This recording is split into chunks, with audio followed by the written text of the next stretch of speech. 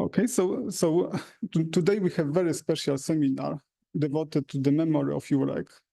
And the plan of the seminar is that we will start with the recorded presentation of Abhay Ashtekar. Then there will be Hanno Sahlmann, Paweł Nurowski, Yongge Ma, me, and at the end will be Denis. So Denis will conclude our meeting.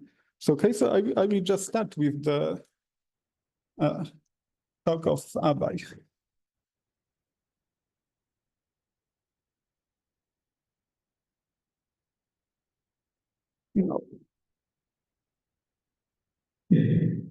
It's a sad occasion today to be speaking about Jurek Lewandowski. I met Jurek first as a brilliant postdoc, but then very quickly he grew in stature and an inspiring colleague for many years, and then also during this period he became a dear friend, both to me and my family. So I'd like to talk about very briefly all these aspects of Jurek. So my 30+ year collaboration with Jurek really began when he joined Abhay Ashtekar in Fulbright Fellowship. And we published our first paper in 1993. And we just began to work on the joint review article in Project, which is commissioned by the British Institute of Physics at the time of Jurek's untimely death.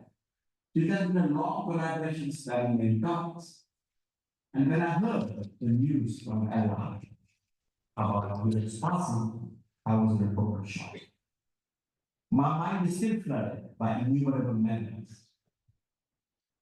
In the limited time I had, I thought that the best way to express my emotions is to recall what David Hilbert said at the untimely loss of a junior colleague and dear friend, Hanno Sahlmann.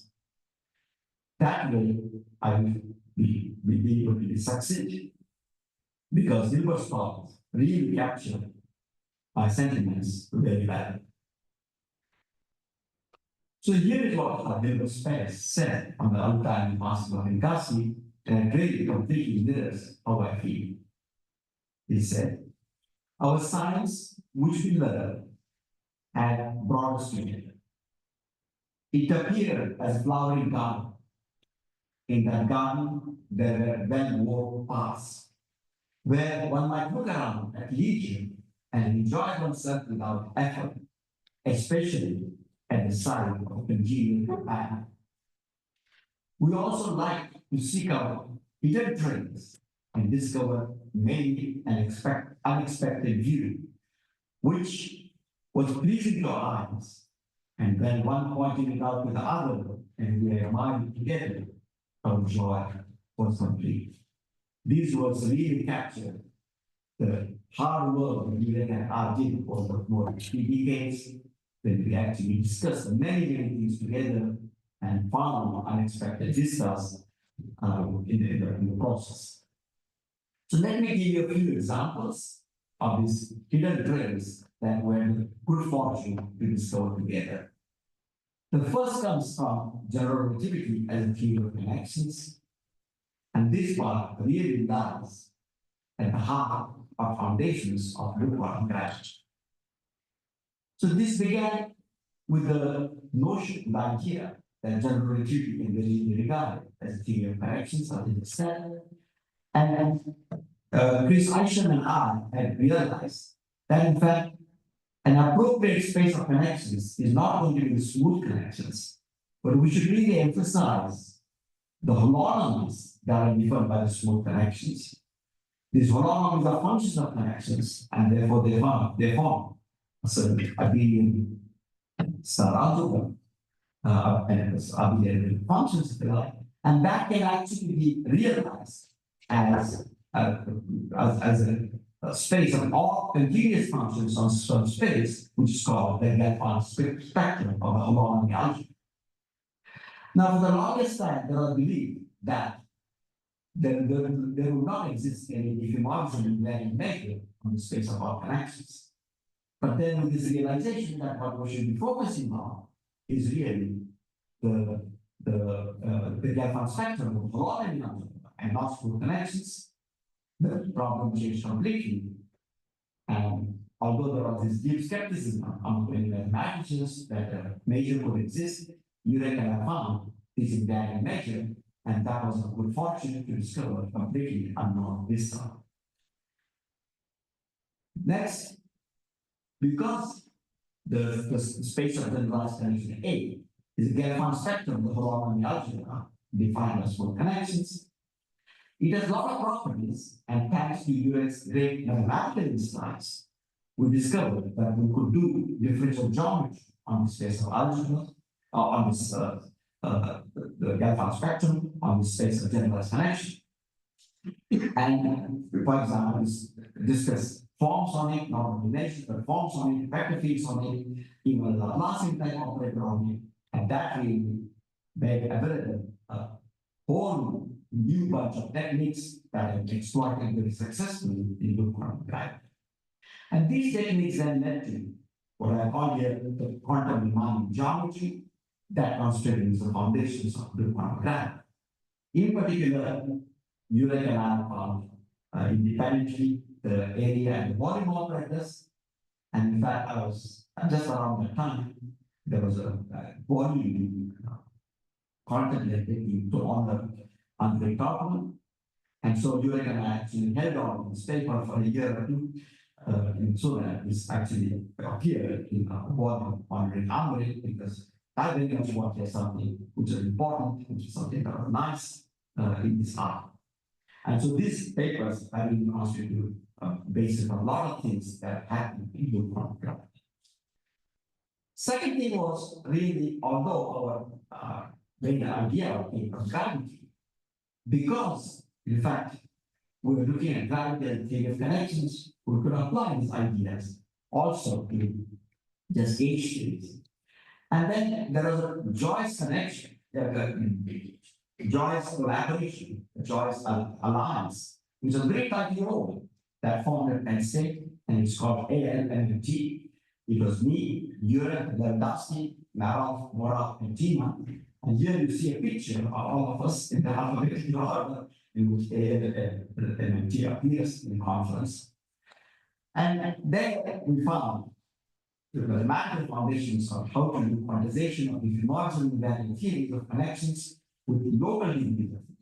Topological field theories of this kind are known, but we were looking for local linear field. And then, as I said, although our main motivation from gravity, we could apply to gauge theories of themselves.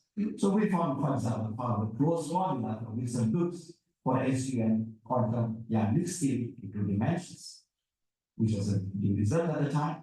And also, we found what is known as a coherent state transform. So let me just step back and say what this is.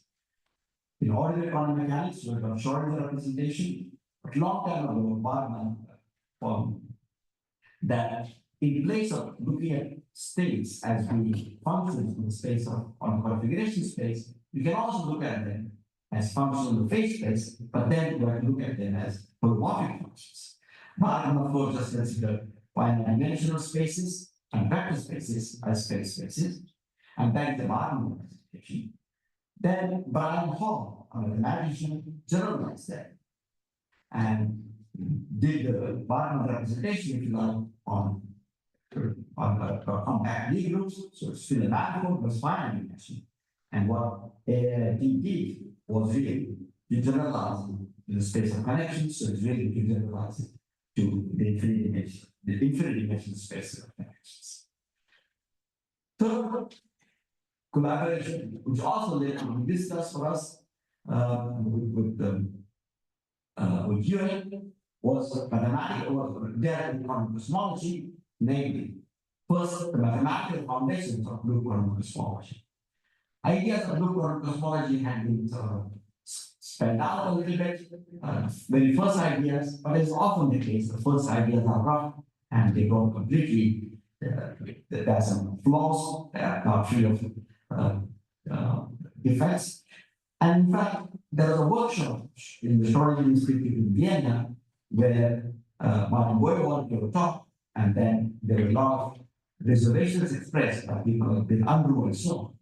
So already at that workshop itself, we got together and we started discussing very intensely how to overcome the objections that were raised. And we realized that what was needed was not to use the Schrodinger diagram mechanics that was being used for lukewarm cosmology, because the system with finite number of degrees of freedom, and that conversation was what was used in the Wheeler-Leavitt theory. But really, we need a new kind of quantum mechanics, and this new kind of quantum mechanics had already been discussed by Buchholz and Fred Hagen. We didn't know about it, but we separately discovered it and then applied it to quantum cosmology.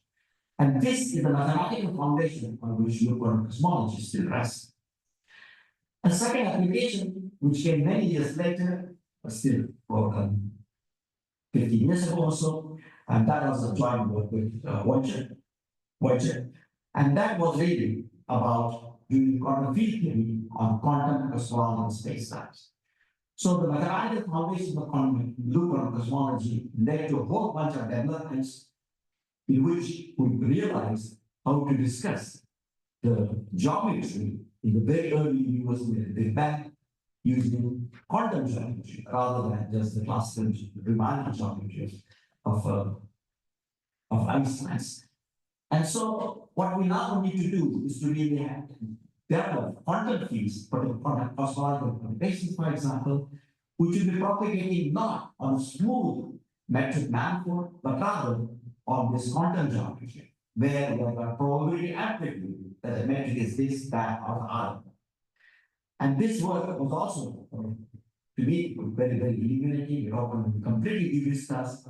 Again, going back to Gilbert and Dobkowski, this was a panorama that opened up that Jurek and I looked at it and showed it to each other, and we admired it together.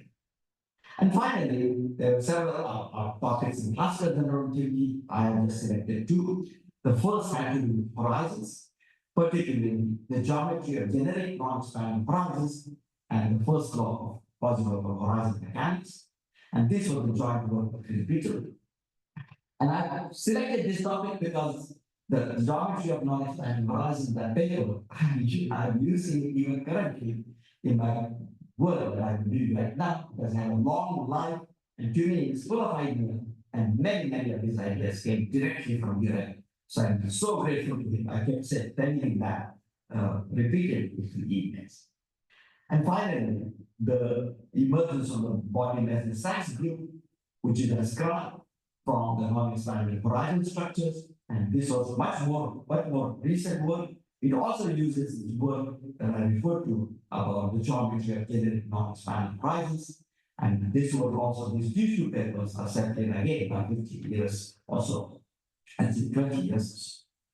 So with this I conclude my scientific discussion, and now let me mention scientific discussion about projects that Jurek and I had done together by reminiscences of the beautiful things that we found together.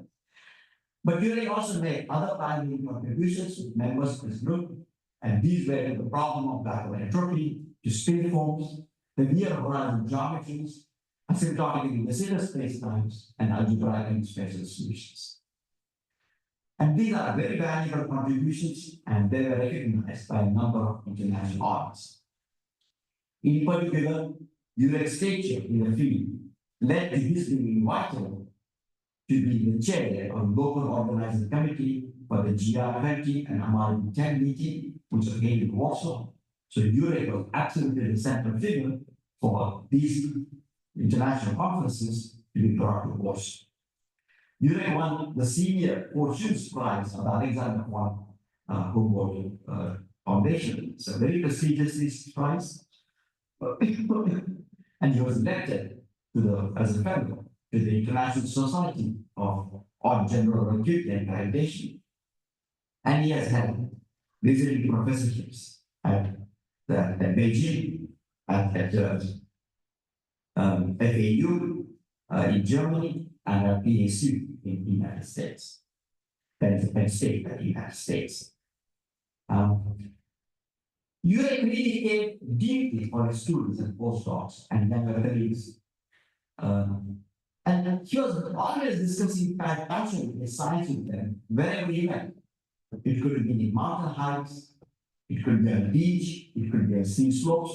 So here is a mountain hike in China on the left picture. The mid picture is Jurek in the United States beaches, and the right picture is Jurek on the ski slopes of Tuscany now in Austria.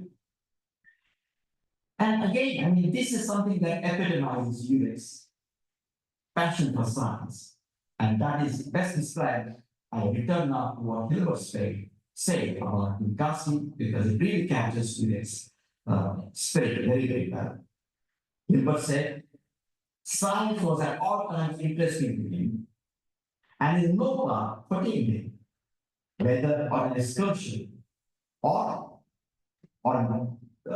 during the summer holidays, in an art gallery, or in a railway carriage, or on the sidewalks of a big city. And you see the examples of the same thing, whether on a mountain excursion, or on the beach, or on the ski slopes. Jurek was always discussing science passionately with his junior colleagues. And then I come to the last part, that is Jurek became a dear friend to me and my family. So through our close interactions, Jurek transitioned from a brilliant postdoc to an inspiring colleague in the 90s. And very soon thereafter, he became a close faculty fellow. To me, Jurek was like a younger brother. To a son, he was always Uncle Jurek. The delightful wooden St. Nicholas that Jurek brought to us from Poland is a very beautiful handmade little sculpture. And that graces our fireplace mantle during every Christmas since then, even now. And Jurek also gave a husky puppy to our son, who was then 4 years old, and we immediately nicknamed it Jingles, and often slept with Jingles, very often slept with Jingles all night.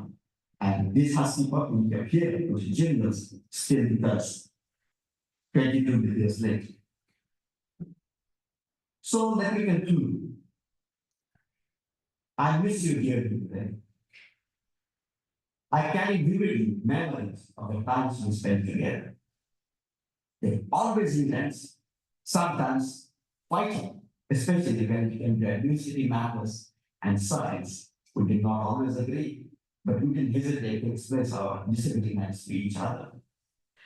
Because I think honesty was very important for our relationship. And above all, I miss the joy that we shared when admiring the new vistas that emerged from our calculations on black holes. I also carry fond memories of the time I spent with you in the company of Ella and Paweł. I remember many restaurants. Paweł had, at the time, was vegetarian mood, and so we went to a new Indian restaurant that he found several times. And Ella and Paweł have been in my thoughts as well. Thank you.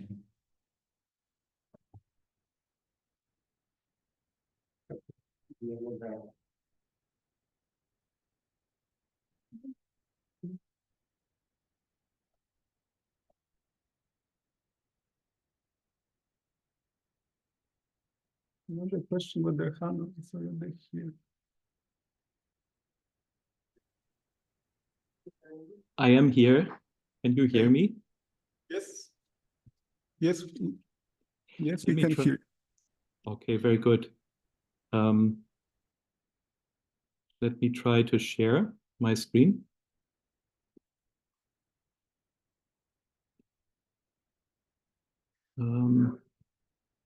Here.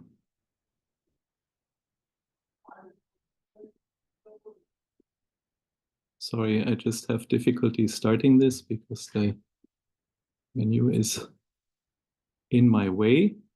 So I hope you can see the beginning of my presentation. And let me also see that you can see my mouse pointer.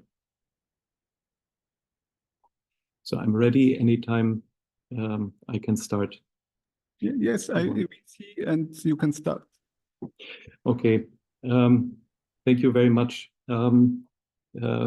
Yeah, first of all, it's a great honor to be invited to speak here. I also want to thank the organizers in Warsaw for making this meeting possible. That's certainly a very good thing, although the occasion is a sad one. In my contribution, I will merely talk about one branch in the big tree of Jurek's work, maybe even just a part of one branch. But already Abhay has touched on some parts of that branch too, and I think other people will do so after me in the talks. So that is what it is.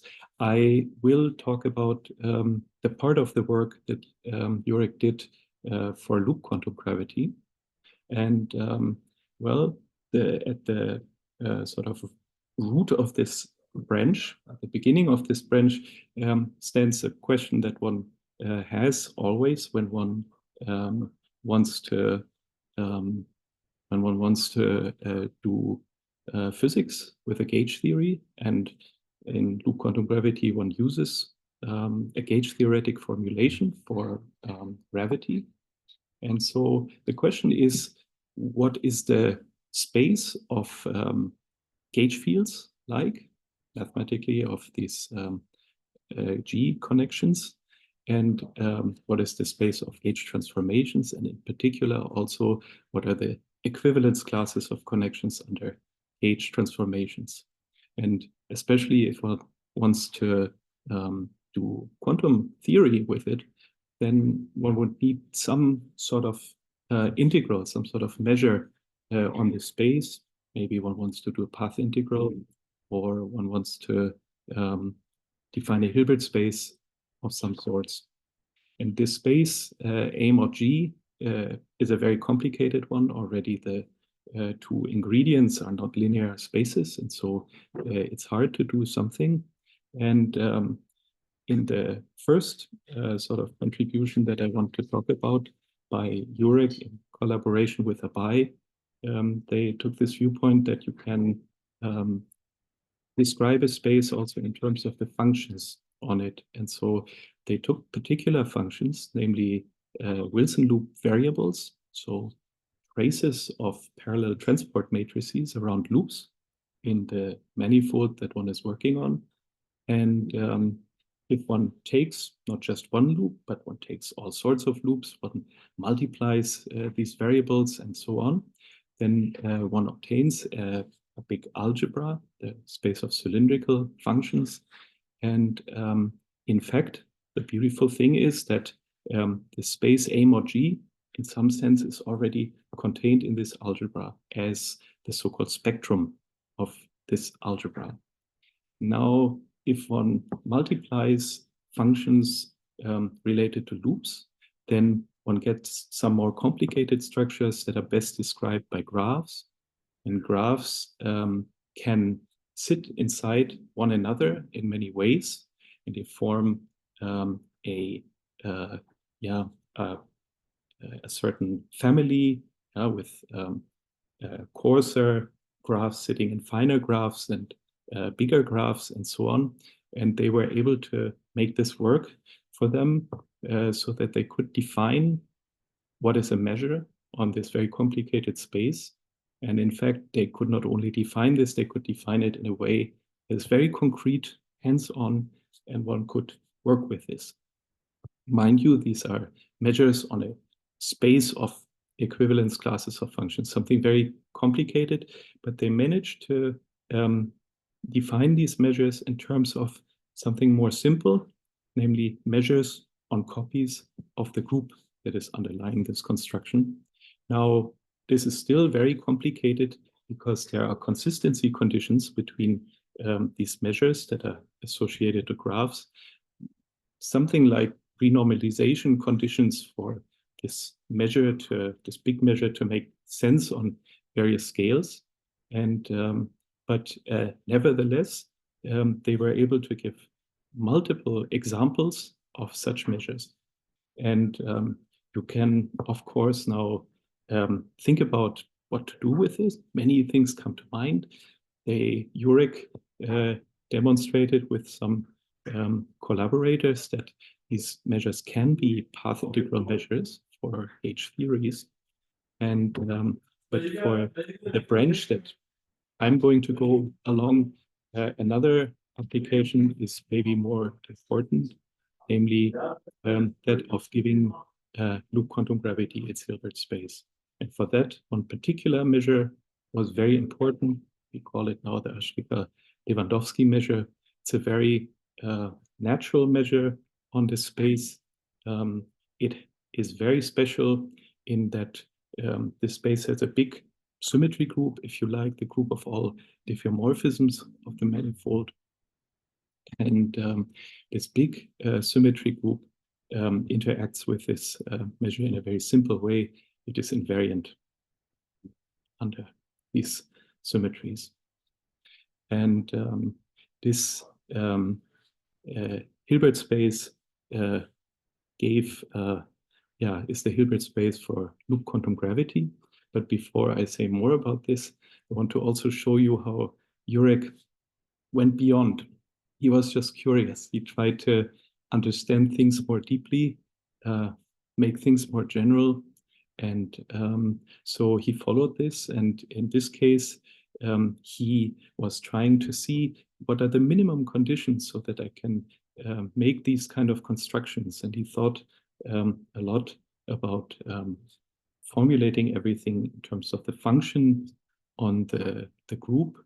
And the result was that the conditions, the structures that he needed on these functions are precisely what constitutes a compact quantum group, a notion that was introduced by Voronowicz. So very beautiful mathematical structure, a large generalization of this work on connections and integration of connections to quantum group valued connections, a work by Jurek together with Andrzej Okolov.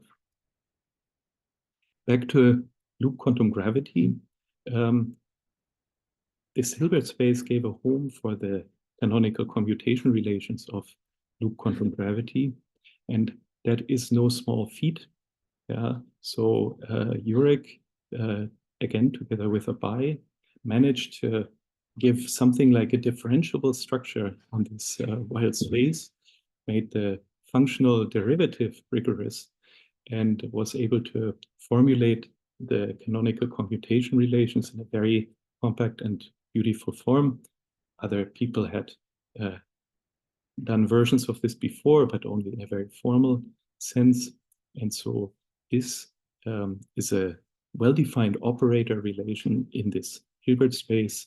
And these commutation relations are covariant under diffeomorphisms. So very much in the spirit of Einstein's general covariance, very different than what one has in normal quantum field theory, where always one single metric plays a special role. And the algebra structure that is generated from this is the holonomy flux algebra, a very nice object. So this Hilbert space also furnished, beyond the mere commutation relations, a home for the geometric operators, like operators that describe quanta of space, measure their properties, that have been proposed by Rovelli and Smolin in a formal context. And Jurek realized this, that they could work and be made very precise in this home. And together with Abhay, he then also worked out the spectra and all of these things. So here's the only little part of this story, this branch that I have some part in. One could call this home for loop quantum gravity a unique home, because in fact, it turns out that this Hilbert space carries is very special. It carries the unique representation of these commutation relations that also have a diffeomorphism invariant, so to say, vacuum state.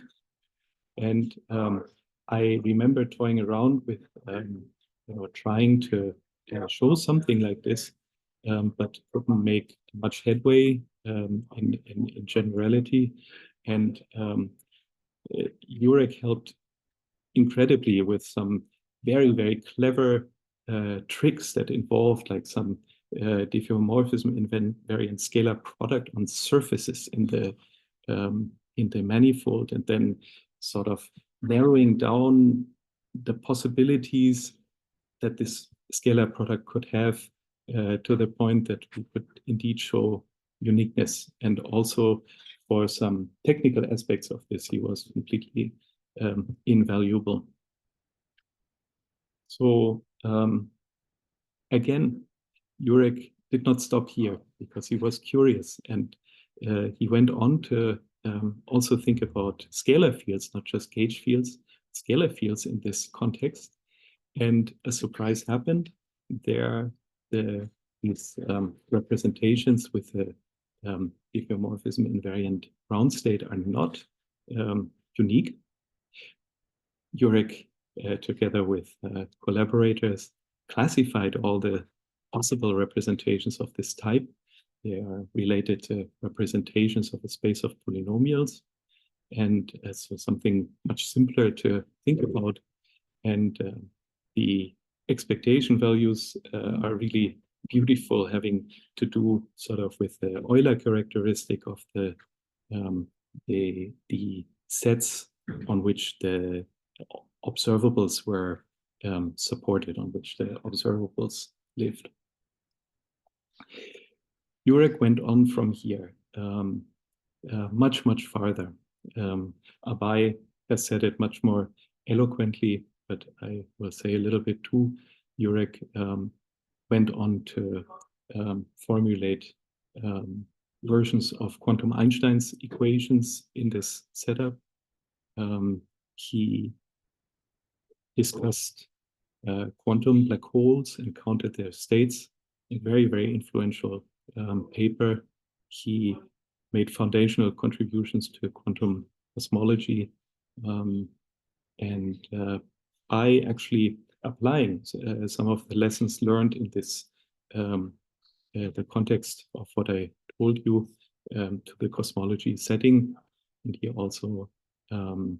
also formulated in an extremely beautiful and efficient way Feynman rules for quantum gravity that are very important, of course. I should also say that this branch continues to grow every day, and yeah, also thanks to the good foundations that Jurek has helped build. There's not one single thing that is impressive about these results, but one thing that I find very impressive is that Jurek formulates a problem in the most clear way possible. And in this way, it doesn't become easy because some of these problems are really hard and deep, but at least the problem is reduced to its core and its sort of extent is understood, deeply understood, and then can be hopefully solved. And yeah, so in my scientific interactions with him, I found that he was actually one of these singularly smart people that humble you, that are already thinking a mile ahead, and you are trying to catch up, but you can't really think at that speed and at that precision.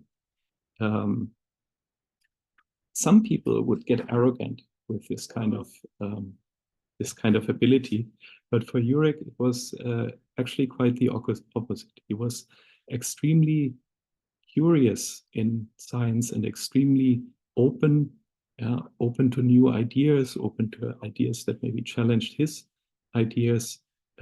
He was interested in his colleagues' work. He elevated it. He contributed ideas, helped develop it further, was very helpful for his students, his collaborators, and very generous with his time, with his ideas, and with his help. And so these papers that I cited here are just a very small subset of Jurek's papers. Virtually all of them have hundreds of citations. So they were hugely influential and a great gift to science, a gift to us as a community, and they light a way for us. This is the best I can describe this. Jurek shone a light very much for us in going forward. In my personal interactions, Jurek was a dear friend, someone that opened many, many doors for me. I'm extremely thankful for, and actually somebody that, it's a great honor that I was able to walk for a little bit along with him, and a great pleasure. Thank you.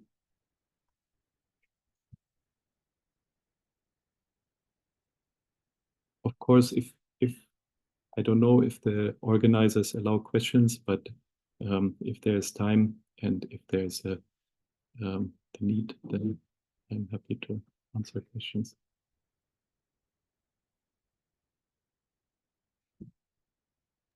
Maybe we should continue. Maybe at the end, if we have more time, there will be some discussion. So maybe like that. That's okay. Very good. Thank you. Okay, so thank you very much. So, Paweł? Hello, can you hear me? Yes, we can. And can you see me even right now? Good. Yes, we can see. So I can start, right? Or yes, you can start. Hello, everybody. When on 8th of October, I was entering a plane from Warsaw to Beijing. It was like 8th October, early afternoon. I didn't know anything. And then, you know, when you enter the plane, you just switch off the phones. And then on 9th of October at 6 a.m., I think we landed in Beijing. And the first thing I opened was the telephone. And there was a message from Maciek Dunajski. Then Jurek passed away. So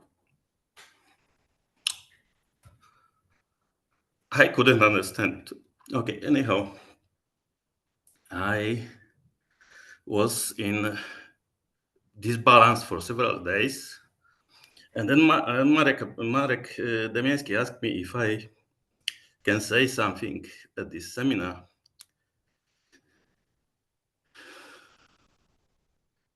I don't know what one can say in such situations. So I said yes, but I don't know what one can say. So let me open my presentation. Maybe it will be easier for me to say this. What should I do? I should go in here. Entire screen share. And I think that I haven't opened this, right? Okay, view. No, view presentation. Okay, as you see, I entitled my my presentation with the title Jurek in Nurek, which sounds very unserious, especially for Polish people who know that it refers to some Polish cartoon that everybody knows, which is called Bolek i Lolek. There were two guys. One was the two quite smart boys. One very tall, the other a bit heavy set, and they were just having various adventures. So everybody knows them. And it was not me who invented this phraseological union, Jurek i Nurek. These were our students in Warsaw University. There was a time that me and Jurek were very close. And we were really inseparable. We shared an office at Chorza. We were teaching the same courses. We were spending holidays together. We were doing a lot of things together. So we were just like this Bolek i Lolek, this kind of a bit unusual couple of a tall guy and not tall guy, and who were always together. And it was these were our students that were calling us Jurek i Nurek. Jurek, we were really close. We were just very frequently spending holidays, spending 3 days. We were working together, and we were calling whenever we had a problem, or we were stuck, or we had mathematical problems. We were calling each other even deeply in the night, like 1 a.m., 2 a.m. There were no obstacle for this. Jurek was calling me. I was calling him. He invited me to Syracuse when he was a postdoc there. When I finished my PhD in 1993, I spent 3 months in his very small apartment in Syracuse, where he was with his very young son and his wife. I think that at the end of this visit, they were fed up with me, but I was there together. With this visit to Syracuse, there is a story, perhaps I should say, that happened there. When I only arrived there and I was in his apartment, one day he had to call some university office, I think, to make some appointment. It was very formal. And when he called, he just introduced himself. Hello, Jerzy Lewandowski speaking. So then he finished the call, and I said, what did you say? How did you introduce yourself? And he said, Jersey. Why Jersey? I said, USA is a serious country. You should be consistent. If in documents you are spelled Jersey, you must be Jersey.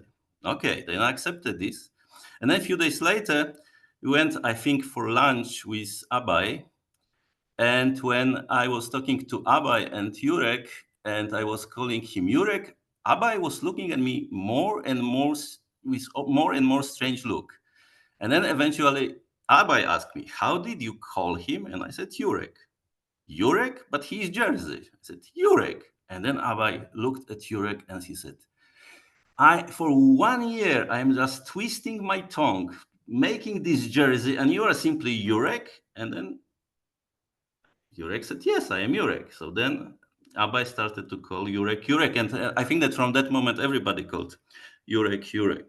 So that's the story from Syracuse. Perhaps now I will pass to the presentation in which I want to say this, which Jurek perhaps wanted me to say at his 60th birthday, and I didn't do this. So I will tell about my collaboration with Jurek. And before of this, I wanted to look for some photos of Jurek in my computer, and it turns out that I have a single photo, only these 2 things. I have one very blurry one, and it is both of these pictures were made almost precisely 10 years ago on 14th of November 2014. Anyhow, so let me go to my story, how I met him, for our beginning. So how I met him at this seminar. It must have been at the mid of the academic year 1985-1996. He talked about his paper to be, which was later published in Physics Letters. His seminar could have titled Non-Abelian Path Integrals and Generalized Quantum Mechanics, or something similar to it. And this paper, which has this title, Non-Abelian Path Integrals and Generalized Quantum Mechanics in the External Field of the Tchów-Polyakov Monopole. And in this paper, he says that by means of a Lagrangian, in quotation marks, with values in the Lie algebra of some arbitrary group, we introduce a non-Abelian path integral. For such generalized quantum mechanics, we derive a non-Abelian Schrödinger equation for the case of a particle in the Tchów-Polyakov monopole field. This was a very interesting seminar for me. I was at the third year of undergraduate studies at university there, and it was the first, perhaps, seminar of general relativity seminar that I liked very much. And Jurek there replaces the action which stays in usual path integral, but element of a Lie group, and element of this Lie group is generated by something which plays role of generalized Lagrangian, and this Lagrangian has value in the Lie algebra. And by means of this, when assuming that the group acts on some vector space and that the wave function has values in this vector space, he just writes the total amplitude of a particle, quantum particle, over paths, and he just generalizes quantum mechanics in this way. And eventually obtaining, for example, in the classical limit, obtaining Euler-Lagrange equations for this Lie algebra valued Lagrangian, like here. For me, this seminar was absolute revelation. I was a student. He was just like about, I think that he was 5 or 6 years older than me. And then I just like approached the guy and we started to talk. And from this moment, we became friends. So perhaps under influence of our talks and talks with Professor Jacek Tafel, Jurek decided to make his PhD essentially on the subject closely related to the subject that Professor Trautmann proposed for my master thesis. The difference was that the subject of my master thesis was imposed on me by Professor Trautmann, and Jurek has chosen the subject himself. He had more choices. He had already published paper with Jacek Tafel and Andrzej Trautmann on the geometry of gauge conditions in the Young-Mills theory. And he had also the before mentioned paper to be about the non-Abelian path integrals. The main subject of our work at this time was relations between spacetimes with congruences of null and shear-free geodesics and Cauchy-Riemann structures. For those who don't know what are CR structures, a CR structure is a structure that a hypersurface in Cn acquires from the ambient complex space. So it is how the geometry is defined. It is this kind of geometry that a hypersurface in Cn acquires from the ambient space. As at the time much younger, we were, as I said, we are just like time difference is about 5 years, but at that time, 5 years was a lot. I had a simpler task in my master thesis. I had to find symmetries of the Cauchy-Riemann structure corresponding to the shear-free congruence appearing in the Kerr spacetime. Here, Andrzej Trautmann was hoping that CR structure of the Kerr metric has more symmetries than the Kerr metric itself, which, when true, could be a reason for Brandon Carter's success in the integration of Kerr's metric geodesic equations. My calculations have shown that Andrzej's expectations were wrong. The Kerr's CR structure has the same symmetry algebra as the Kerr metric. This was a negative result and a disappointment. But it was this disappointment which really intensified my collaboration with Jurek. I was very unhappy and asked Andrzej Trautmann for something more promising to work on, and Andrzej then gave me 2 sources. The first source was Elie Cartan's paper defining the invariance of the 3-dimensional CR structures, and he also gave me Charles Pfefferman's paper defining the nowadays called Pfefferman conformal class of metrics associated with each CR structure. I got them with an advice. The advice was, read any paper of Cartan and you will have source for few original papers of yours. And in addition, Trautmann gave me a task. Check if the Pfefferman conformal class of the CR structure of the Kerr metric,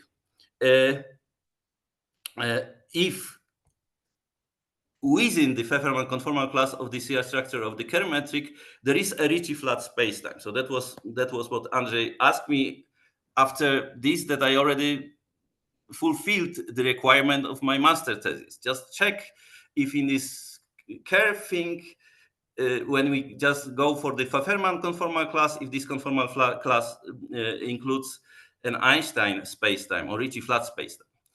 I think that the first advice which was given to me was also given to Jurek, since his PhD thesis was a direct application of Descartes' CR paper.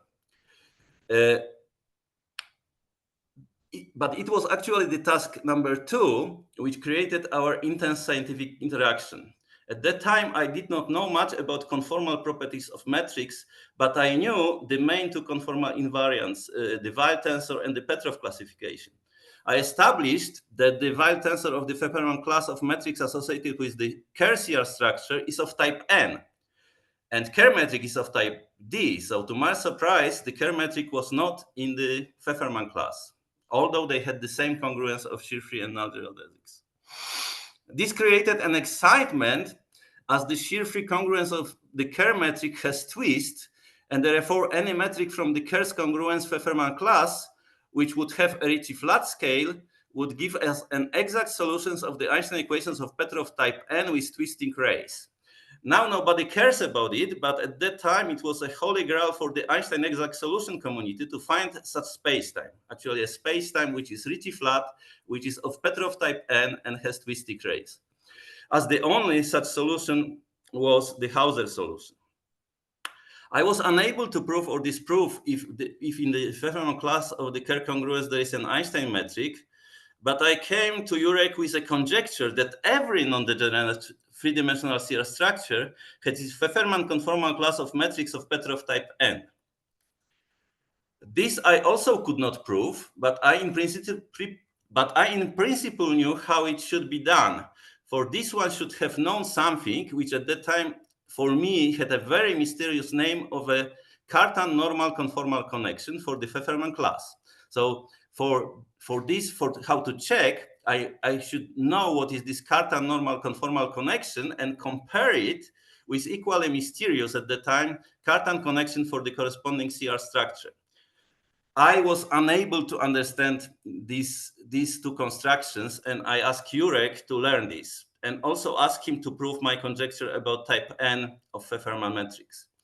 And Jurek very quickly learned all of this, and then I learned it from him. But after learning this, the second task he solved very quickly. The results are published in the paper of Jurek himself on the Pfefferman class of metrics associated with three-dimensional CR space. He showed that not only, as I expected, the Pfefferman conformal class of three-dimensional non-degenerate CR structure was of type N, but also he has showed that they were never that these metrics are never conformal to Einstein, except the conformally flat case, which happens only in the case of the flattest CR structure.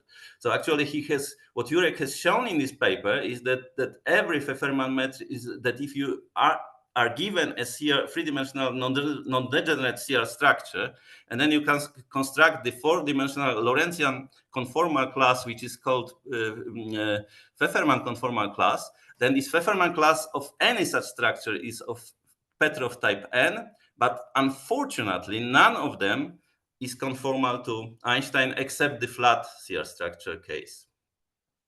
This paper of Jurek, as everything from this part of his life, is quite forgotten.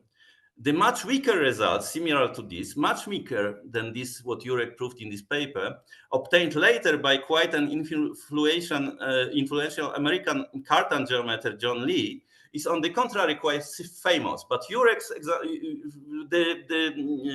Lee proved it in really trivial case, but Jurek made a proof into full generality, and I really try to make this paper of Jurek known in the community of CR geometers. Okay, further development of the CR versus shear-free geodesic null congruences story. We, namely Jurek and me, wrote 6 joint papers about this subject. There is this paper, which is eventually a review paper in very good journal, Indiana University Mathematical Journal. with Denson Hill. There are three papers with Jacek Tafel about Einstein's solutions of the Einstein equations. There is the paper, this one is, which is now Einstein equations and realizability of CR manifolds, which is essentially the paper which we review in the first paper in this Indiana University Mathematical Journal 20 years ago, or almost, I don't know, 20? Yes, 20 years ago. And there is my paper with Jurek that we really started our collaboration in classical quantum gravity. Jurek himself, as the only author, wrote in addition twistor equation in curved spacetime, and a PhD which has the name gravitational fields and CR geometry. Just to show you so his thesis in 1989. I was doing similar thing, essentially first in my master thesis, then in my master thesis in CISA, which almost had the same title, and eventually in my PhD thesis in CISA. So what of this survived? I know that majority of people at this seminar are physicists from general relativity, but I will tell you, since I am sitting on both stools and actually now I'm more heavy on the mathematical side, I tell you what of this survived in mathematics. Results in pure mathematics, which only now, so what of this survived? The answer is results in pure mathematics, which only now are noticed by mathematicians. Simply at the time, about 30 years ago, the mathematics which we used was not known by neither physicists, and it was not also used by mathematicians. The CR structures theory on its analytic part was quite heavily studied and developed starting from the late 1960s. But at its differential geometric part, the theory was in its dorming state, frozen at its foundations established in 1932 by Elie Cartan. It got only woken up with the success and development of parabolic geometries, among which the CR geometry is the prime example. The CR geometry is now one of the most investigated part of the field of parabolic geometry. So that's my last transparency, what really of this survived. So I just tell the three most important results here. The first one is Jacek Tafel's results in physics, showing that important equations of physics, in the case when they need several complex variables to be written down, may have no solutions, even if physicists believe that they have. So there is a paper of Jacek about this, about Robinson's theorem, which just shows that this Robinson theorem needs some assumptions to be true. I should say that we both, Jurek and me, owe very much to Jacek, who was really our mentor at that time. Although we made PhD with Andrzej Trautmann, we both made with Andrzej, but it was really Jacek who was our main mentor when we were very young. The second thing is Jurek results that Penrose's twistor equation for a generic twistor, meaning twisting, admits solutions only on the background of ferrometrics. So just Jurek was the first who asked himself, okay, there is a twistor equation in the conformally flat space, and Penrose says, oh, here is a picture of a twistor, but can this kind of equations can be solved on some curved background? And then Jurek have shown that if the twistor is really generic, it can be solved, this equation can be only solved on the background of ferrometrics that are associated to CR manifolds. And the third thing is the result of Jurek, Jacek, and me giving a sufficient condition for a three-dimensional CR structure to be embeddable as a hypersurface in C2. I told you at the very beginning that a CR manifold or CR structure is a structure that a hypersurface acquires from the ambient space. Here we are talking about three-dimensional CR structure, so from C2. This is just an example of CR structures. CR structures can be defined abstractly, and when they are defined abstractly, it is not obvious if these things, even locally, can be realized as hypersurfaces in Cn, in this case in C2. And mathematicians had there is a single result existing telling you neither sufficient nor necessary of telling you if an abstractly given CR structure can be embedded in EC2 or not. And we found a sufficient condition for this. And the condition says that only those three-dimensional non-degenerate CR structures that come from Ricci flat space-time having a congruence of null and shear-free geodesics can be locally embedded in C2. So in a way, we found a condition that if it happens that your CR structure, which is abstractly given, is essentially the three-dimensional space of congruence of shear-free geodesics in a Ricci flat space-time, then it is embeddable. Thank you very much. That's it.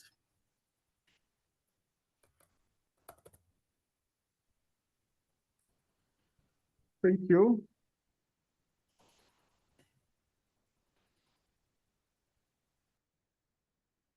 Yongge? Yes, can you hear me? Yes, we can.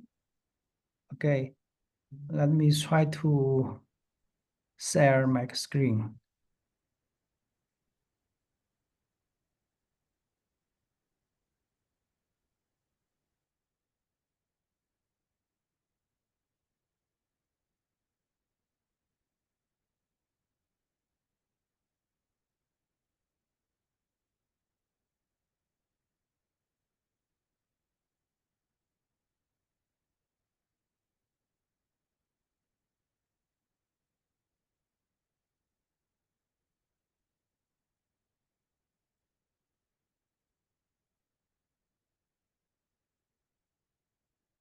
So can you see the first page of my transparency? Yes. Yeah. Okay. I was thank Wojciech and the colleagues in Warsaw Group for the invitation. It is really my honor to give a talk in Jurek's memory seminar. So in this talk, I think I will divide it into two parts. The first is about Jurek's support to the scientific development of China. He has a lot of visits to China, and he attended many conferences and schools, and really gave a significant contribution to the development of our fields, in particularly, general relativity and quantum gravity. Also, I will introduce a little bit our recent collaboration related to the quantum Oppenheimer-Snyder model and the covariance of effective model with spherical symmetry. Actually, Jurek attended quite a few conferences and schools in Beijing, and he always gave significant lectures. For instance, in the Loop Zero conference, he gave a plenary talk. And after the conference, in fact, we almost every 3 or 4 years, we organize an international summer school. So in the second BNU International Summer School on quantum gravity and general relativity, Jurek also come and gave short course. And also the third BNU International Summer School on GR and quantum gravity.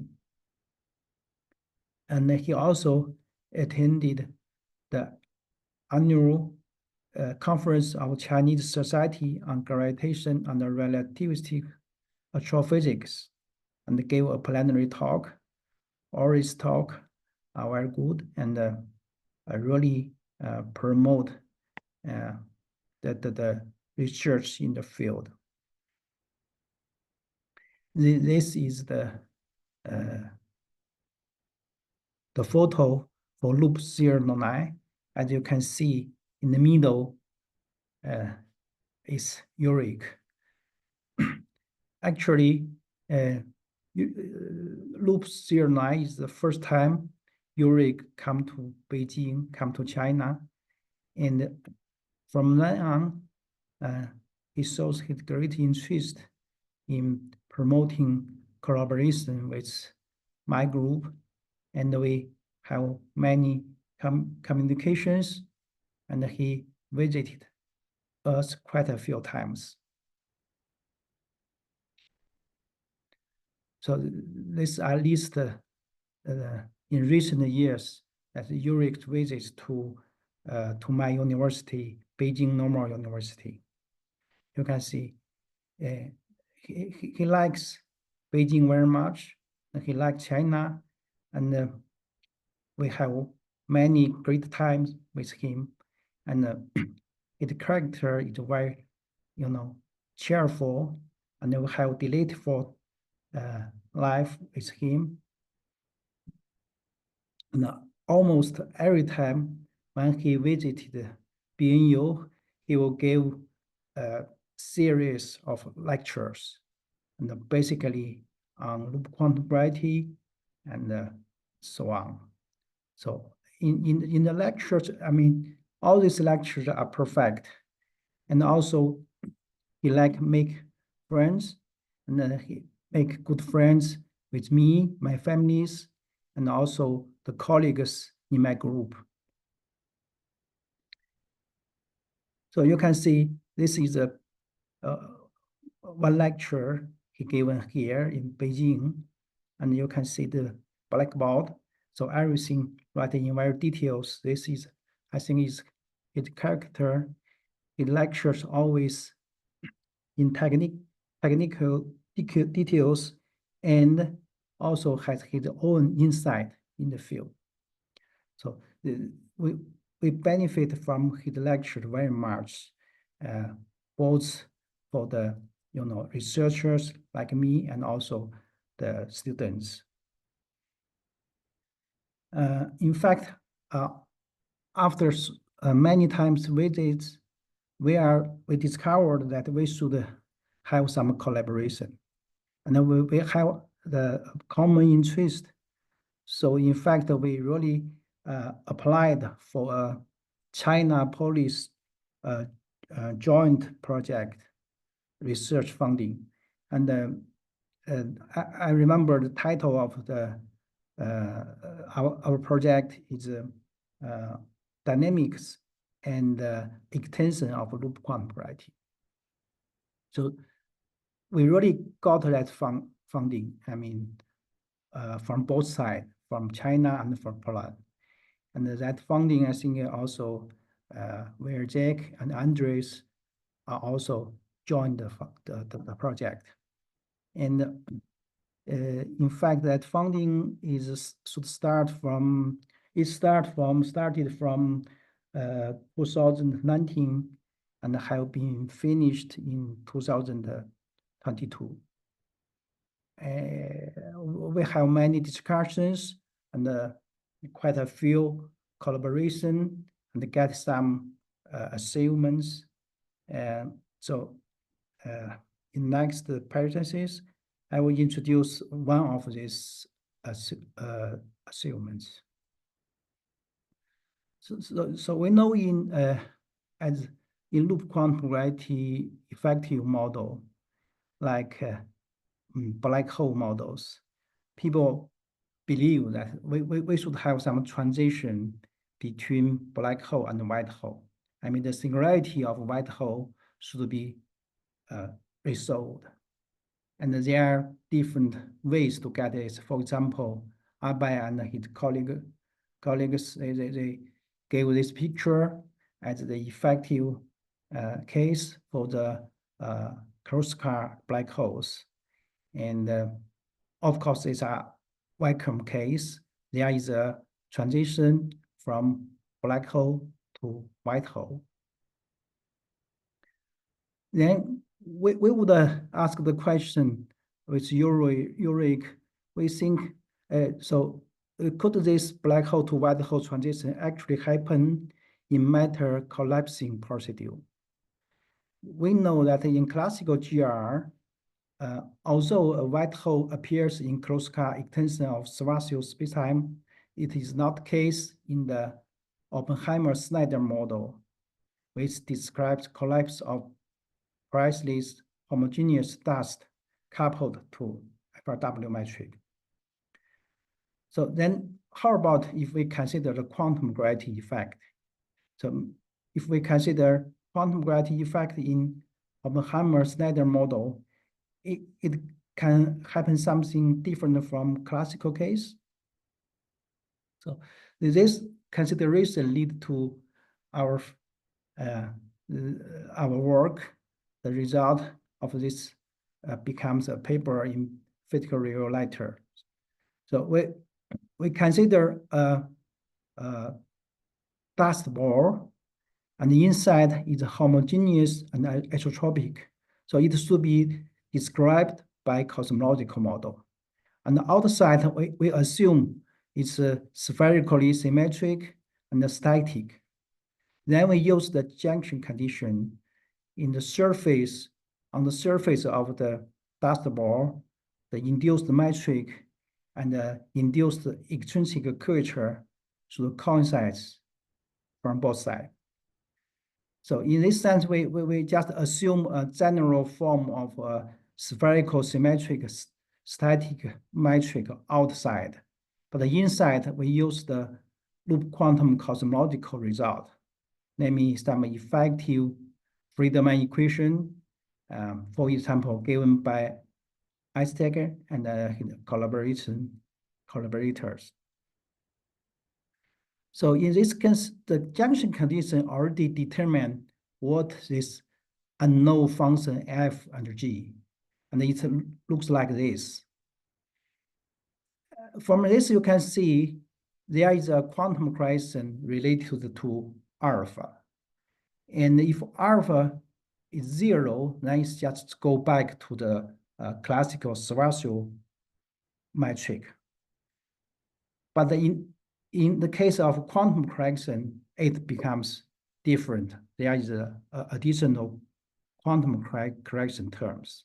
And this term leads to significant difference for the space-time picture outside the ball. So it turns out there is some minimal mass. So if the collapsing ball has a mass less than this minimum mass, there will be no horizon formed. So there is it will not form a black hole, but it also will be bounced, because this, as you see, the right dashed line is just the word line of a point on the surface. In the case, if the mass of the collapsed ball is exactly this minimum mass, then it will form a black hole for this asymptotically flat region A. And after the bounce, you will bounce into another asymptotically flat region. So in this sense, there is a black hole to this down region, and there is a white hole to the up region. But in the case, if the mass of this collapsing ball is bigger than this minimum mass, then it's the right-hand side picture. So you can see a black hole formed for this asymptotically flat region A, and then there is a C region, like we call it a quantum region, and then there will be a white hole formed for this asymptotic region up A. So it means after the collapse, it will bounce through a white hole into another universe in this sense. So this is the effective picture given by this metric. And Jurek realized that we can think the way in inversely way. Namely, if we think the case that we have some collapsed universe, but in the middle there is a hole, there are vacuum hole. Then the the collapse will also form a black hole and a white hole. So this is called the Swiss-cheese model. And all this result, as you can see, so it is very enlightening to us that it means the quantum correction can really change the global structure of space-time. And we even consider whether there are some observational effects. So later in fact, we gave some result. I think I will not talk about those results, because those results it was done by Chong Zhang, Jinshong Yang, and me. Okay, the second work I want to mention, but I don't think I have enough time, but I just have to mention it, is about the covariance of these spherically symmetric models, including black hole models. Here, somehow we need to figure out what is the precise meaning of this covariance. So after discussing with Jurek, Chong Zhang, and Jinshong, we realized that this covariance should be in some sense dynamical covariance. It is not just at the canonical level we have effective metric, but we should consider whether there is some Hamiltonian formalism, effective Hamiltonian formalism, and in this formalism, the dynamics will give effective metric. And I will not go in details, but I want to mention that in fact we finished the submitted version just in 25 of September. I mean, in 25 of September, we have an online discussion meeting with Jurek and other collaborators. So that is just 25 days before his passing away. So I feel that Jurek is really, I mean, loving physics, loving what he's doing in research. And even at that time, as far as I know, he already went to hospital many times.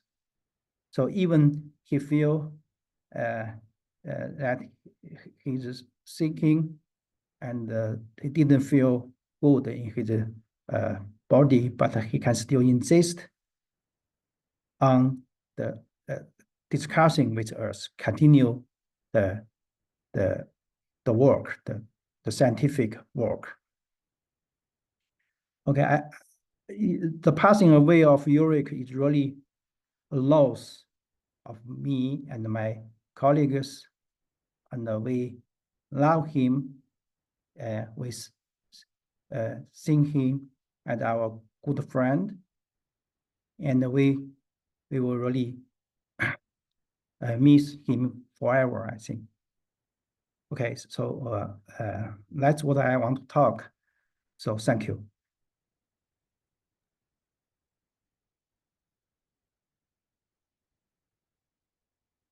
Thank you, Yongge. Yes. I will stop sharing.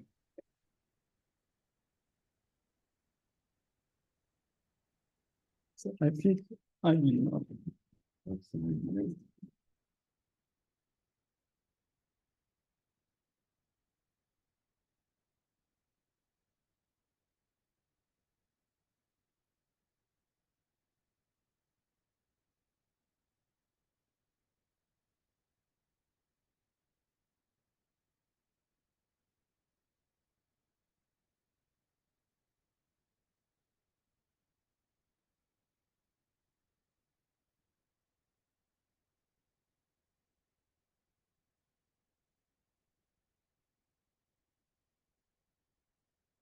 Okay. Yes, that's true.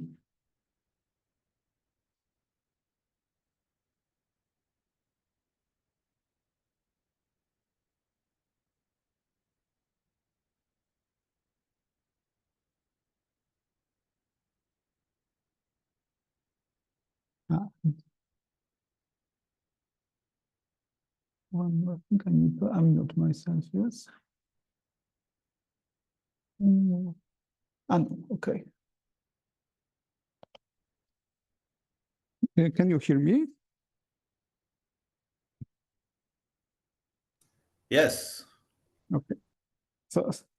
So I would like to focus on my collaboration with Jurek. So okay, so let me say that probably for Jurek I was like one of the collaborator, but for me Jurek was the main collaborator. So in fact, I met Jurek, I think in 2003, because I was attending his lecture on GR. So, and what I remember from this lecture, so I remember one of these lectures that was actually not given by Jurek, because, and I remember it for the reason, because Jurek had a visitor, I think Rodgover, or it was a speaker on the seminar, and he just asked him to give a lecture about the sitter to us students. So it was typical for Jurek. In fact, later on I realized, but it was so unorthodox, and I never seen it after that, so that I remember it till now. So then Jurek became my supervisor, or I should rather say that I joined the group of Jurek, because Jurek built a quite vivid group of students. So some of them are showing on the pictures here. So Tomek Pawłowski was then moving already to Penn State, so he was finishing his PhD. And there are some other students of Jurek, Mikołaj, Marcin, and Łukasz. I don't have the picture of Rysiek that was also at that time. So, and Jurek research then focused on the loop quantum cosmology.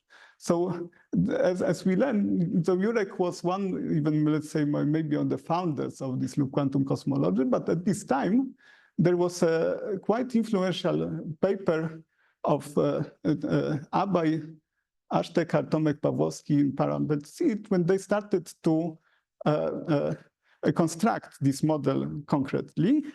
And Jurek got interested in that, and we in Warsaw started to work on this issue. So the loop quantum cosmology was like a finite dimensional reduction of loop quantum gravity. And the goal was to, first of all, construct viable models corresponding to different types of Bianchi cosmological spacetimes. There was some prescription how to do that. And then, of course, okay, so just constructing model is not the only thing. One should also look for some properties that the models have, and whether they recover classical GR in some limit, whether they have the well-defined dynamics. So this self-adjointness is just the question about whether the model has the well-defined dynamics. It turned out that only for some types of cosmological constant it has. And then one should also compare the obtained result with the other ways of dealing with the constraint equation. So GR is a constraint system, like group averaging or deparametrization. So deparametrization was also one of the focus of Jurek.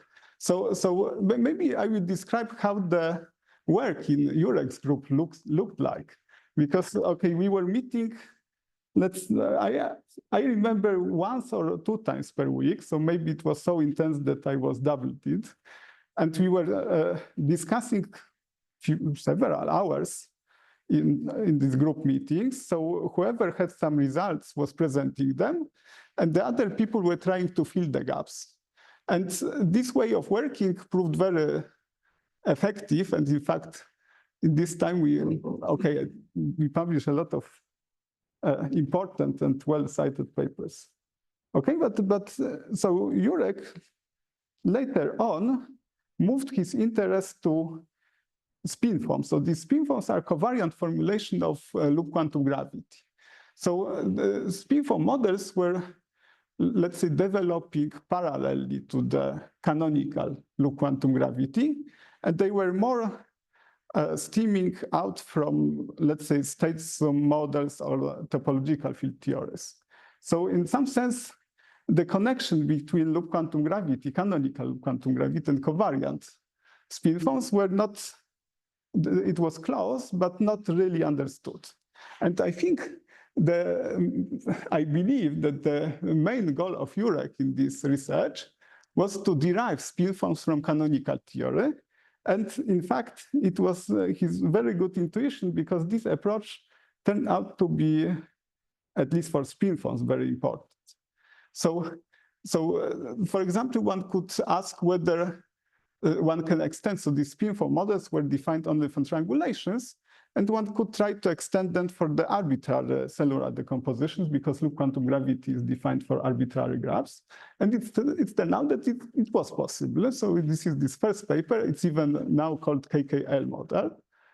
And so one could also ask whether the Hilbert space match the Hilbert space of canonical loop quantum gravity. This is the second one. And one can also define, so one can look at some properties that are known in the canonical theory, like this cylindrical consistency that I think Hanno was mentioned before. And one can also look whether spin forms satisfy them. And these turn out to be some conditions for the models that one built.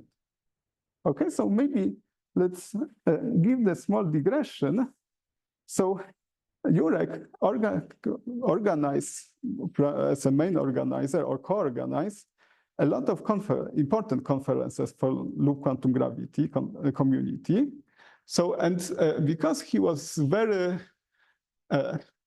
avid and good skier, he preferred to organize these conferences in winter in mountains. So there was in Zakopane, three conferences in schools, and 11 conferences in Tux, a village in Zillertal in Austria. And these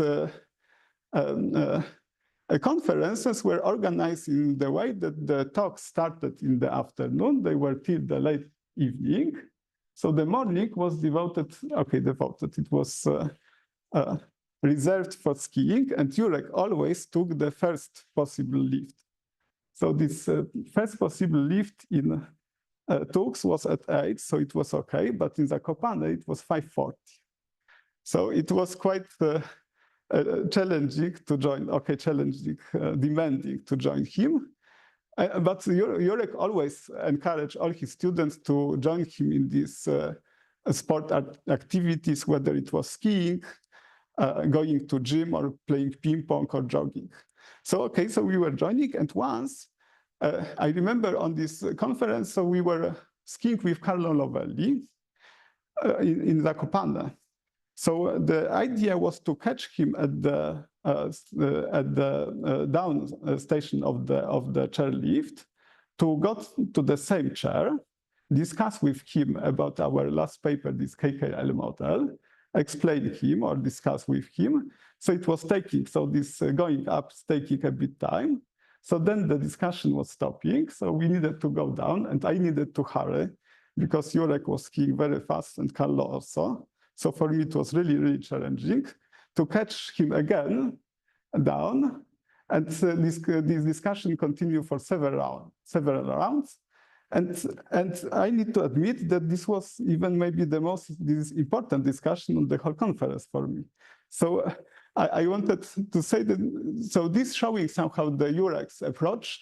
So for him, let's say science and life were intertwined. So it was together creating one adventure. And of course, for other people, it was just making science a bit more exciting also on other level.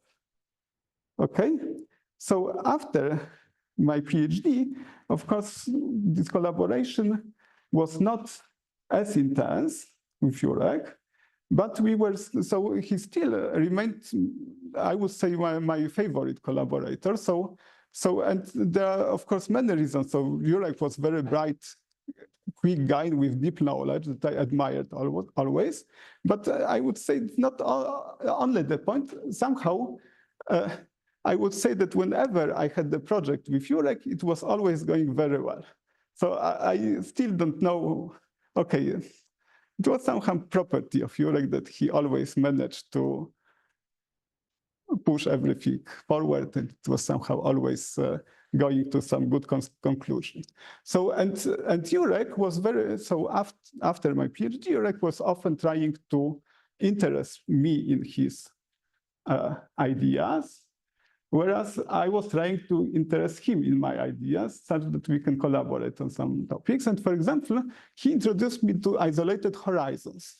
So Jurek was one of the inventors, so as we've seen from Abhay, of mathematical theory of these non-expanding and isolated horizons. And so one evening he came to my office, oh, it was, okay, so like 17, and he told that with Adam and Denis, they have some problem. So this problem concerned the type D, so-called type D equation. So type D equation described the property that the horizon, that on the horizon, the Weil classification of the Petrov classification of the Weil tensor, it's in type D. And this equation apparently, okay, so the Kerr horizon satisfies it. So in some influential paper of Tomek Pawłowski and Jurek, they showed that assuming axial symmetry, this determined the Kerr solution. So the question was whether this equation also allowed to repeat some other known results from the black hole theory, for example, Hawking topological theorem. So the question is whether non-trivial horizons with this type D property can have, for example, rotation, or whether they can rotate or they need to be in some sense trivial. And it turned out that they on genus bigger than 0, so with non-spherical sections, the only type D horizons are the homogeneous one without any rotation. So the first we prove it with assumptions that this type D is generic. That means that this Petrov classification, so from type D, it can also degenerate to, let's say, type N, for example, or times 0. So, but then we managed to extend it also further with removing this degenericity, genericity assumption. And what is interesting, so of course, Jurek was very extensively working on that, so he was a real expert in this field, but we were also working on that later together, and it's one of the last paper of Jurek. So it was in put on archive in June this year. So when we extended this method of to the extreme horizon, so it turned out that this type D equation, so it's defined, let's say, for the non-extremal horizon, so with the temperature non-zero. But it's reappear also in the theory of extreme horizon. So if this extrinsic curvature is 0, then type D equations appear as an integrability condition for this horizon equation. So, and it's in some sense typical in the whole theory. So the many equations there appear in many different situations. The same equations appear, for example, as the equation for the space-time foliated by some horizons, this near horizon geometry equation, as it appears at the Einstein condition for the extreme horizon. So it's quite interesting.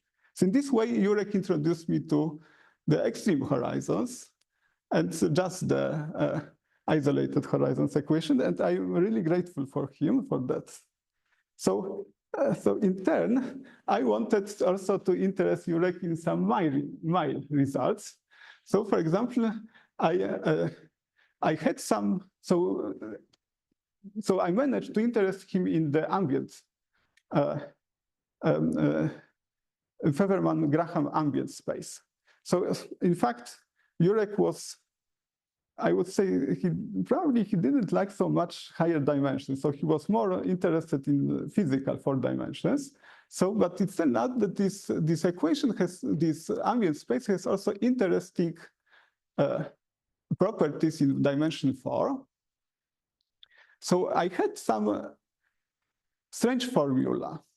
So this strange formula was for the something called presymplectic potential for the Bach equation. So the Bach equation has also Lagrangian, it's so-called Weyl, so it's Weyl squared, so it's even called somehow Weyl gravity. And it also has presymplectic potential, so something that we can use to compute the nether currents. And this presymplectic potential turned out to have some relation to the presymplectic potential for the gravity. So this relation was only in the non-zero cosmological constant. And okay, so I had some formula, but truly speaking, I had no idea what to do with this formula. So I knew that it should be useful for the nether currents, but nothing was working with that. So it was something. So I showed, okay, so I had idea and I showed it to Jurek. So, and this was very good that I did it, because Jurek very fastly realized that there is relation of all that to the something that Jurek was, I would say, even working before, the theory of the so Young-Mills theory with the Cartan connection. So the Cartan connection that was even Paweł was telling about this Cartan connection. So this Cartan connection and ambient space are related. So in fact, Cartan connection is the principal bundle connection for the ambient metric connection. And all of that is even more related to the twistor connection. The twistor connection is also just other realization of this normal Cartan connection for conformal geometry. And so Jurek realized that, and in this way he managed to define some conformally invariant presymplectic potential for the gravity. So it turned out that and if one has this conformally invariant presymplectic potential, then one can just define these netted charges, let's say, in the very simple way, just by delimiting this potential to the boundary. Okay, I know that I didn't explain that, but let's stop like that. So I only wanted to say,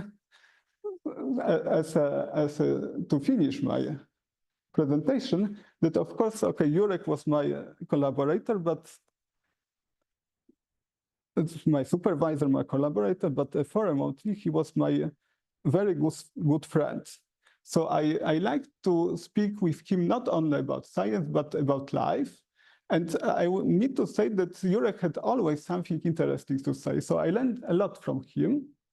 So let's say, so he has some really brilliant observations that change my view on many things. So I loved skiing with him, running on the Niagara escarpment many times before us talking about science that we did on one of the conference, or even jogging on the 5th floor of the hotels, because in every conference, Jurek was never taking lift. He was always running on the 5th floor. So even if it was in, let's say, Florida, that outside was 30 degrees, he was still doing that. The stairs in Florida was outside. So I was merely surviving, but Jurek was, he has his principles. He was not taking the lift. Okay, so I would express my gratitude to Jurek, and I will say that I will miss him very much. Thank you.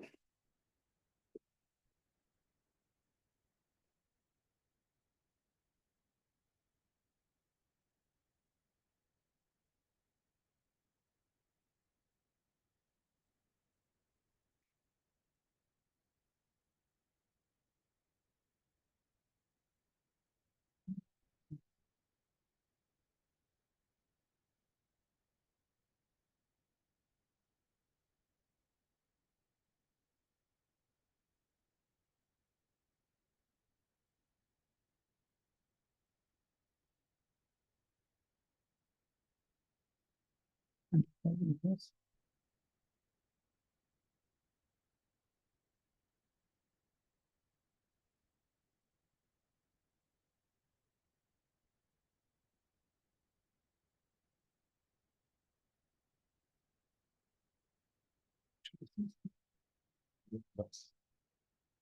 Grafika tylko.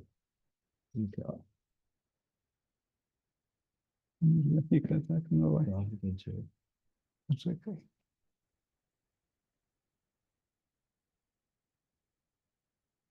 Czyli to jest zły program.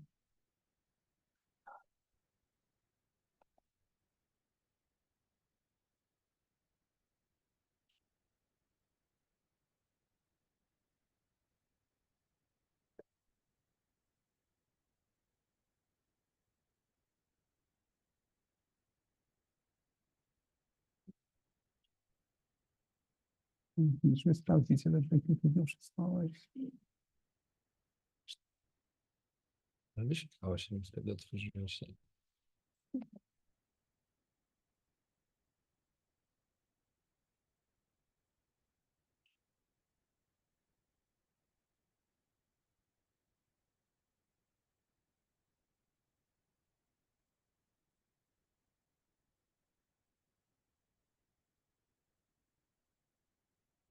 No, że masz swój komputer, czy Mam, że się dawa.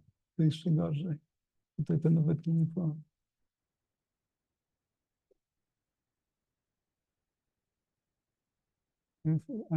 Myślę, że nie wchodzi z nim na. No właśnie, może się robi. Okej. To zrobić duże.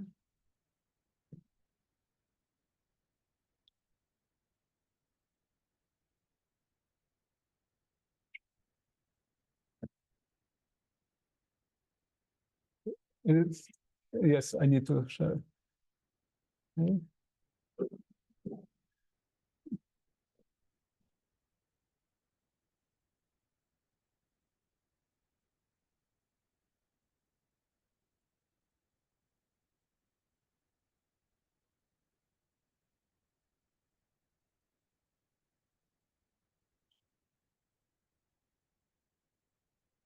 Okay. Okay. Tutaj tak. Zaczekaj.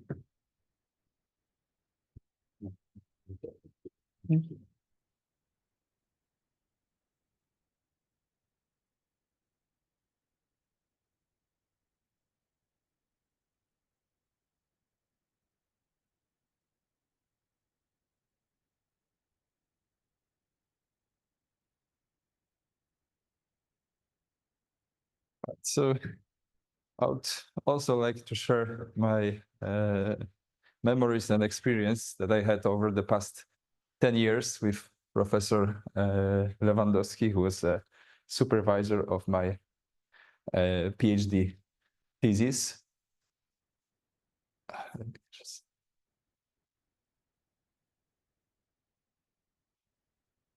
Okay, so of course, let me start with the work. It was already described in a nice way from a different perspectives what Professor Lewandowski has been working on and what was of his interest. It is worth to scroll down his Google Scholar profile. And of course, everything starts with loop quantum gravity, loop quantum cosmology, and there you can see hundreds or thousands of citations. But as Professor Nurowski mentioned, it's also good to scroll down to the bottom and see some of the hidden diamonds that he has there on CR geometry, on isolated horizons, like Wojciech mentioned, or some other mathematical relativistic works that he had, and maybe not very well known to the whole world, but are very much appreciated by the experts in the field. So if it comes to me, I strictly work with Professor Lewandowski on the isolated horizons. And if you've ever been to one of the professor's presentations on isolated horizons, you can probably distinguish and see the colors and the type of the of the transparencies that he used. And actually, in Abhay talk, I discovered that he actually uses also different colors, and maybe this is just a signature of this ALMMT gang that Ashtekar was talking about, right? So the isolated horizons is the quasi-local approach to describing black holes. Here, one considers only a null surface with some certain properties. It is equipped with a degenerate metric and a covariant derivative. Then one may define the so-called rotation potential omega, and by contracting omega with the null vector field, null and normal to the horizon, one obtains the so-called surface gravity. And when the surface gravity is non-zero, then the horizon is non-extremal. In the other case, it's an extremal one. So Professor was really an expert on those isolated horizons, and he really had a brilliant mind, and he could visualize all these abstract mathematical structures going from the trivial bundles. Then his work extended to non-trivial ones, and he was just always a step ahead, thinking of what other different structures one may consider on the horizon, or what else one could find on there. So these are two equations that rule different realms of the horizons. And the first one is the type D equation. It is as Wojciech mentioned, this is an equation that distinguishes within the non-extremal horizons those that are of the type D. And this was definitely one of Professor Lewandowski's favorite equations. Then there's another realm of extremal horizons, and there is this near horizon geometry equation. Even though they both describe two realms, two words, they do have a non-zero intersection, as Wojciech already discussed. Well, when you talk about Professor Lewandowski's work, it's also worth mentioning how he worked. And I want to share one story that I had when I was a PhD student. On Thursday evening, he knocked to my doors and he asked, well, I'm really struggling to make a decision. I said, so what's going on, Professor? And he said, well, I'm thinking about applying for Opus. And I said, yeah, well, why not? It's a good idea. He was like, yeah, would you like to join? And I was like, yeah, why not? How much time we have? And he said, well, the internal deadline is tomorrow, but don't worry. Don't worry, we have more time, because the deadline has been extended till Monday morning, right? So we have still Saturday and Sunday to finish working on that. And we haven't started on Thursday evening. That's what I've at least thought. But then, for those who are familiar with Opus founding, it requires a lot of work. And it's just some paperwork regarding the structure of the grant, the finances, costs, number of investigators, spreading the task to each investigator, and then there is this long description of the project. There is a short description of the project. There's a popular description of the project, and so on, right? So it's a lot of work, and he was just able to start working on that on Thursday evening, and sleeping probably 1 hour a day for the past 3-4 days, and being able to put up an amazing project that would then end up being a finalist and the one that would be financed by NCN.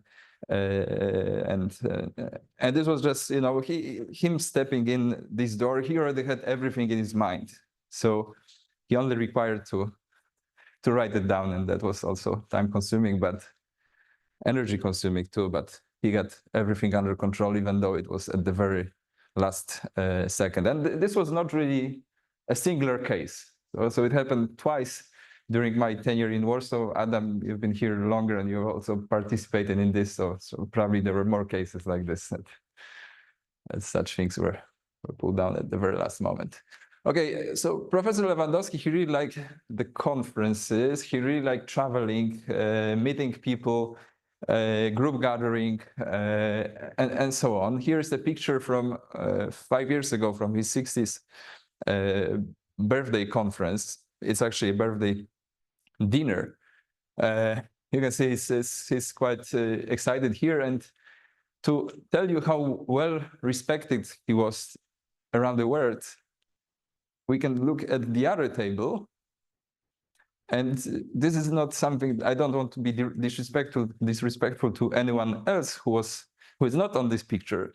But here you can see 4 big guys. Of course, Professor Chapman is from Warsaw, so he didn't have to travel a long way. However, for Roger Penrose, it was a longer way. But then you can see Professor Clowder and Professor Joshua Goldberg, who were almost in the 90s. On the picture, there's also Ted Newman missing from the senior group. And you can see such distinguished researchers who came at the age of 85 or 90, all the way from United States to celebrate his birthday. Right? Now, there's another story that I wanted to share, because Professor, he participated in many conferences, he traveled a lot, he gave many talks, organized many conferences in schools. So sometimes his schedule was a little bit ahead of him, and it was difficult for him to catch up. And there was another day when he knocked on my doors. It was actually Monday evening this time. And he said, well, there is this funny thing. And from this experience, now I know that if he would tell me a funny thing, it's not really funny, at least not to the people who hear it, right? So he said, there's this funny thing that I have to give like 1 hour or 1 hour and a half lecture or seminar tomorrow for International Loop Quantum Seminar. But the funny thing is that I forgot that I'm flying at that time. And I said, well, too bad, it's a pity that you have to cancel it, right? He said, well, I found a different idea, it's a much better one. And back then I was a very young PhD student and not a very experienced one. And he said, you will present this talk for me. The presentation is almost ready. So I'll finish it with 1 hour or 2, and then I'll send you this before 8 p.m. and you'll have the time to prepare the talk. And you know, I later on took a look at the transparencies, and it was devastating how abstract and difficult stuff he wanted me to discuss back then for someone not very experienced in that. Well, so he was an Iron Man, not only if it comes to the work, he was also a real Iron Man. And if you look at some random pictures of Professor Lewandowski, something usually stood out to you. And on this picture, you can see 4 younger guys, and Roger Penrose and Professor Lewandowski. 5 of them are dressed up quite formally, and Professor is dressed up in American football T-shirt and sweatpants, right? This is an evening of the first or second day in a Potter conference in Kazimierz Dolny. And I took this picture. It was right after the dinner. He asked me, oh, maybe we go for a run around like 9, 10 p.m. and come back, and the young guys were still talking to Roger Penrose, so we joined them, and this was usually the case. He was not wasting time. He was trying to make the most, whether it was scientific work or the gym. And here is another picture from this time from Valencia. He was always happy to bring his students to the conferences and make sure that they participate in various events. He was never leaving them behind, and here on this picture, it's probably a picture where I was in the best shape of my life. But you cannot see it, because on this picture, all you can see is a 2-meter tall, a very well-built, almost like looking like a fitness model, physics professor in his 60s, right, or almost 60s, just before his birthday. And there's another story. Actually, maybe even the same day that the picture was taken, that we were coming back from another conference dinner. It was already 11 p.m. We're going back to the hotel, and he asked me, you know what? Maybe we could work out in the hotel gym. And I was really tired, and I was thinking, oh, okay, so I'm not gonna be lazy. I'll say yes, but most likely the gym is going to be closed at that time, right? So we got to the hotel, and he said, no, but the gym is not gonna be closed. I already checked before booking this hotel that the gym is 24/7, right? So he would always be ahead of everything and make sure that he can continue his workouts wherever he was. And here's the picture from Gdynia when he visited me with Tson. He would always like to go for these short trips to with his students, with his friends, whether it would be to the coast, whether it would be like we already heard Professor Ashtekar, the mountains or skiing, wherever it was. He would love to be social and always spend quality time with his students and friends. Now, there is many places around the world that where his students will continue his work. So maybe we won't do it in such a dynamical fashion, but I'm sure that the isolated horizons won't be isolated anymore, and the work will be continued also on loop quantum gravity and other areas of his research. And it's also worth to mention that out of his 18 PhD students, not all of them stayed in academia, but the other ones are having a very successful careers also in public sector or a private one. So he was a really good mentor, not just for those who wanted to stay in science, but also for the other ones as a life mentor. And if there's one phrase or one short description that one could use to describe Professor Lewandowski, I'm sure it would be one of a kind, right? No matter where he would appear, no matter how long you would know him, he would also be visible. He would also be distinguished.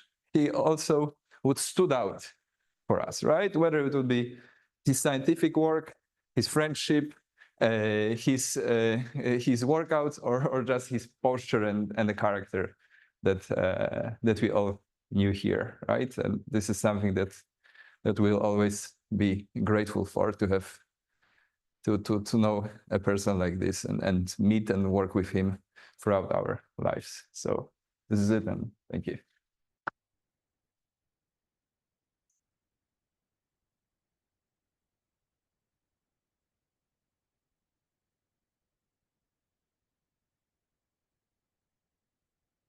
I think maybe someone has some questions to speakers. So, no, probably not. Okay, so I would like to thank all of you for participating in this seminar, and I will conclude. So thank you.